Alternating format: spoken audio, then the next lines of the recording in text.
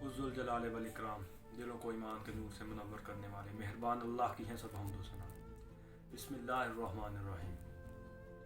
اللہ تعالیٰ قرآن کریم فرقان حمید سورہ آل عمران آیت نمبر 200 میں ارشاد فرماتے ہیں، مفہوم: اے ایمان والو، تم ثابت قدم رہو اور ایک دوسرے کو تھامے رکھو اور جہاد کے لیے تیار رہو اور اللہ تعالیٰ سے ڈرتے رہو تاکہ تم مراد کو پہنچو۔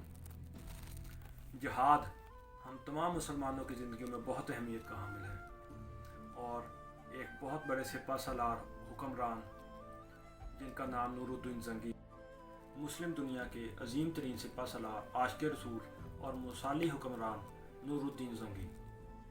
نور الدین زنگی 1118 عیسوی ایران میں پیدا ہوئے۔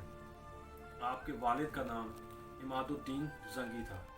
عماد الدین زنگی خود ایک عظیم مسلم حکمران تھے، اور عماد الدین کی وفات کے بعد 1948 میں نور الدین زنگی اور سیف الدین غازی کے درمیان سلطنت تقسیم ہو گئی، اور سلطنت کے تقسیم ہونے کے بعد نور الدین زنگی ان کے حصے میں حلب کی سلطنت اور سیف الدین غازی ان کے حصے میں موصل کی سلطنت، اور اس کے بعد نور الدین زنگی انہوں نے اپنی خداداد اور قائدانہ صلاحیتوں کی وجہ سے بہت جلد اپنی جنگی حکمت عملی کی وجہ سے اپنے آس پاس کی تمام ریاستوں پر قبضہ کر لیا۔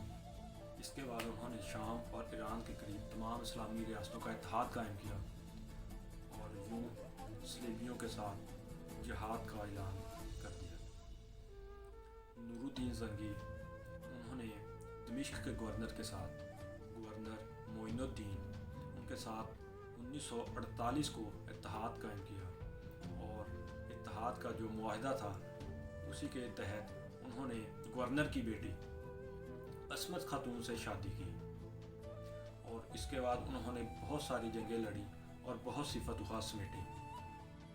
نور الدین کی زندگی کی سب سے بڑی خواہش تھی کہ وہ بیت المقدس کو فتح کریں، اور اس کے لیے انہوں نے ایک منبر بھی تعمیر کروایا، اور وہ چاہتے تھے کہ وہ خود اپنے ہاتھوں سے اس کو نصب کریں، مگر یہ ان کی زندگی میں ممکن نہ ہو سکا۔ ان کے کمانڈر، ان کے سپہ سالار صلاح الدین ایوبی، انہوں نے بیت المقدس کو فتح کیا۔ صلاح الدین ایوبی نے بیت المقدس کو فتح کرنے کے بعد مسجد اقصیٰ کے اندر نور الدین زنگی کا تیار کردہ منبر اپنے ہاتھوں کے ساتھ وہاں پر نصب کیا۔ ابن اسیر رحمۃ اللہ علیہ فرماتے ہیں کہ میں نے اپنی زندگی میں خلفائے راشدین اور عمر بن عبد العزیز کے بعد نور الدین زنگی سے بہتر سیرت مند اور عادل حکمران نہیں دیکھا۔ نور الدین زنگی وہ ہیں جنہوں نے اپنی زندگی میں کبھی بھی سلطنت کے خزانے سے تنخواہ نہیں لی۔ وہ اپنا گزر بسر اپنی ذاتی 3 دکانوں ان کے کرائے سے کیا کرتے تھے۔ ایک دفعہ ان کی بیگم نے شکوہ کیا کہ ان کا گزر بسر مشکل سے ہو رہا ہے، مگر انہوں نے کہا کہ میں سلطنت کے خزانے سے کچھ نہیں لے سکتا، کیونکہ سلطنت کا جو خزانہ ہے وہ عوام کا ہے، اور میں اس سے لے کے جہنم کی آگ میں نہیں جلنا چاہتا۔ نور الدین زنگی وہ شخصیت ہیں جنہوں نے اپنی حیات مبارکہ میں حضور پاک صلی اللہ علیہ وآلہ وسلم کا دیدار کیا۔ ایک دفعہ نور الدین زنگی تہجد کی نماز ادا کرنے کے بعد اپنے بستر پر گئے اور سو گئے۔ حضور پاک صلی اللہ علیہ وآلہ وسلم ان کے خواب میں آئے، اور ان کے ساتھ 2 اور شخص ان کے خواب میں آئے، اور حضور پاک صلی اللہ علیہ وآلہ وسلم نے فرمایا کہ مجھے ان 2 کے فتنوں سے بچاؤ۔ نور الدین زنگی فوراً نیند سے بیدار ہوئے اور 2 رکعت نماز نفل ادا کی اور دعا کی، اور اس کے بعد پھر سو گئے۔ نور الدین زنگی جب دوسری دفعہ سوئے تو دوسری دفعہ پھر حضور پاک صلی اللہ علیہ وآلہ وسلم کا ان کو دیدار ہوا، اور دوبارہ سے وہی معاملہ حضور پاک صلی اللہ علیہ وآلہ وسلم نے ان کے خواب میں دہرایا۔ اسی دفعہ پھر حضور پاک صلی اللہ علیہ وآلہ وسلم نور الدین زنگی کے خواب میں آئے، اور حضور پاک صلی اللہ علیہ وآلہ وسلم نے سارا معاملہ نور الدین زنگی کے خواب میں دوبارہ دہرایا۔ نور الدین زنگی اب بیدار ہوا تو اس نے 2 رکعت نماز نفل ادا کی۔ اس اس کے بعد اس کو سمجھ نہیں آ رہی تھی اس خواب کی تعبیر کیا ہے، اس نے اپنے مشیر خاص جمال الدین اصفہانی کو طلب کیا۔ نور الدین زنگی کے مشیر خاص جمال الدین اصفہانی انہوں نے کہا کہ ضرور کوئی مدینہ منورہ میں غیر معمولی واقعہ رونما ہو رہا ہے، لہٰذا ہمیں فوراً مدینہ منورہ کی طرف چلے جانا چاہیے۔ نور الدین زنگی اور ان کے مشیر جمال الدین اصفہانی کے ہمراہ 20 لوگوں نے مدینہ کی طرف سفر کا آغاز کر دیا، اور نور الدین زنگی نے اپنی فوج کو حکم دیا کہ وہ ان کے پیچھے مدینہ کی طرف آ جائے۔ مدینہ کا سفر مصر سے کم از کم 25 دن کا سفر تھا، جو کہ نور الدین زنگی اور ان کے ساتھیوں نے دن رات کی مسافت کے بعد 16 دن میں طے کیا۔ 16 دن کی طویل مسافت کے بعد جب نور الدین زنگی مدینہ میں پہنچے تو انہوں نے امیر مدینہ سے ملاقات کی۔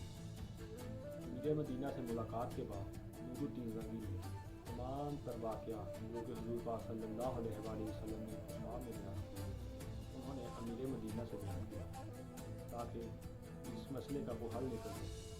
انہوں نے اس مسئلے کے حل کے لیے مدینہ کے تمام لوگوں کو دعوت پر مدعو کیا اور نور الدین زنگی ان میں تحائف تقسیم کریں گے۔ امیر مدینہ کے کہنے پر مدینہ کے تمام لوگ مسجد نبوی میں اکٹھے ہو گئے۔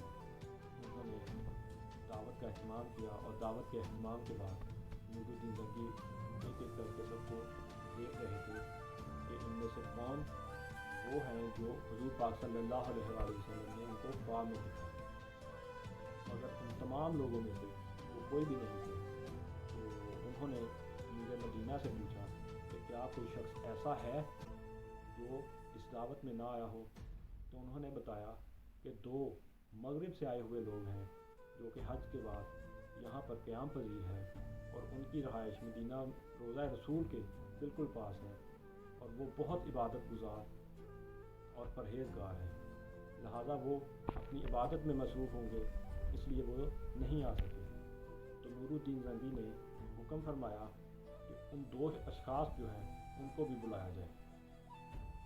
بادشاہ کے کہنے پر ان دونوں کو بلایا گیا، تو جب بادشاہ نے دیکھا کہ یہ تو دونوں وہی ملعون ہیں جو حضور پاک صلی اللہ علیہ وآلہ وسلم نے ان کے خواب میں دکھائے تھے، لہٰذا نور الدین زنگی ان کے ساتھ ان کی رہائش گاہ پر گئے اور وہاں جا کر دیکھا وہاں پر روزمرہ کی اشیاء، جائے نماز، تسبیح اور قرآن مجید اور ایک چٹائی وغیرہ تھے۔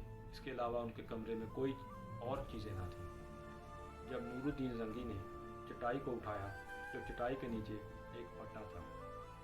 پٹے کو سائڈ پر کرنے کے بعد انہوں نے دیکھا کہ ایک گہری سرنگ جو کہ روضہ رسول کی طرف جا رہی ہے وہ تھی۔ نور الدین زنگی نے ان دونوں ملعونوں کو گرفتار کیا، اور گرفتار کرنے کے بعد ان کی تفتیش کی گئی اور پتہ چلا کہ وہ روم کی سلطنت کی طرف سے بھیجے گئے 2 عیسائی ہیں جو بھاری رقم لینے کے بعد یہاں آئے تھے اور حضور پاک صلی اللہ علیہ وآلہ وسلم کے جسم اطہر کو چرا کر لے کر جانا چاہتے تھے۔ لہٰذا نور الدین زنگی انہوں نے موقع پر ہی ان کے سر قلم کر دیے، اور اس کے بعد نور الدین زنگی انہوں نے ایک گہری خندق کھدائی جو کہ پانی کی سطح تک جاتی تھی۔ اس کے بعد انہوں نے پگھلا ہوا سیسا اس کے اندر ڈالا تاکہ اس کے بعد کوئی بھی شخص ایسی حرکت نہ کر سکے۔ اس تمام واقعے کے بعد نور الدین زنگی اپنی فوج کے ہمراہ مدینے کی گلیوں میں اپنی جولی اٹھا اٹھا کر روتے تھے اور دعائیں کرتے تھے کہ یا رسول اللہ، آپ نے مجھے اس قابل سمجھا، ورنہ پوری دنیا کے لوگ تھے۔ غزوہ بدر میں اگر 5000 فرشتے مدد کے لیے آ سکتے ہیں تو آج بھی یہ کام فرشتوں کے ذریعے بھی لیا جا سکتا تھا۔ پوری دنیا کے مسلمان ہیں، کسی سے بھی کام لیا جا سکتا تھا۔ میری خوش قسمتی کہ آپ نے یہ کام مجھ سے لیا۔ نور الدین زنگی وہ روتے اور کہتے کہ میں تو اس قابل نہ تھا کہ حضور پاک صلی اللہ علیہ وسلم اللہ تعالیٰ نے مجھ سے اتنا بڑا کام لے لیا، اور وہ بہت خوش تھے۔ نور الدین زنگی انہوں نے بہت سے ہسپتال قائم کروائے، حاجیوں کے لیے آرامگاہیں تعمیر کروائیں، مساجد تعمیر کروائیں اور دارالحدیث تاکہ وہاں سے لوگ علم حاصل کریں اور کتابیں شائع کرنے کے بعد مفت لوگوں میں تقسیم کریں۔ نور الدین زنگی بہت ذہین، جرأت مند اور دلیر حکمران تھے، لہٰذا سلیبی ان کے خلاف ہو گئے اور ان کی قتل کی سازشیں شروع کر دیں۔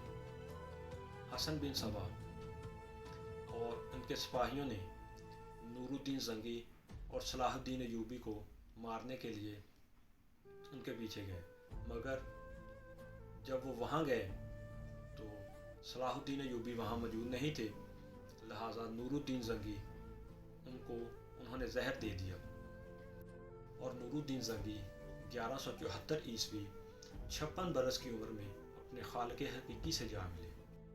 میرے قلب کو بھی نصیب ہوں تیری ذات سے وہی نسبتیں، میرے قلب کو بھی نصیب ہوں تیری ذات سے وہی نسبتیں، وہ جو عظمتیں تھیں اویس کی، وہ جو رابطے بلال کی۔ بہت شکریہ، اللہ حافظ۔